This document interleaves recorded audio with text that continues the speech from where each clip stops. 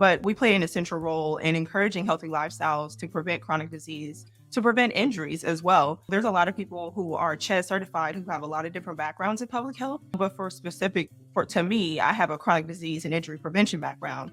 And partnering with the healthcare system and primary care clinics is essential, again, to encourage healthy lifestyles and identify those barriers, right? There are health organizations that are doing assessments, but what's happening after those assessments, right? Are we really making sure they get access to the care that they need? Because we don't really see that happening a lot. What are those different barriers, right? I talk about the health belief model that more health education specialists or health professionals who are doing any type of education with their patient should work through to understand the barriers. Do they believe they're susceptible? The whole step of the health belief model that I don't know by heart, but it's really effective in meeting the needs of that patient and really getting down to the root cause of what's causing them not to take action. Because sometimes it's not just lack of literacy. Sometimes it is the social norms, cultural norms, what they don't believe could happen to them, right? Some people think they'll never get a chronic disease, and it can happen to anybody, right?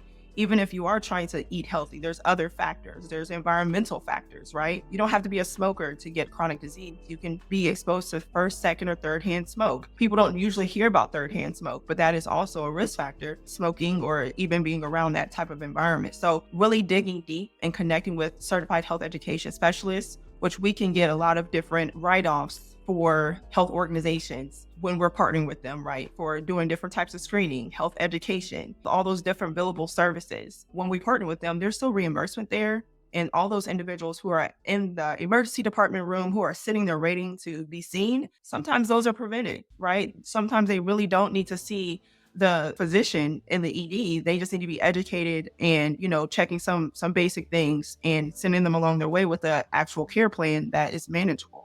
Yeah, more you're talking about this, I'm seeing the need for individuals to come into any organization, to kind of manage this process because there's been a big push to value-based care versus fee for service.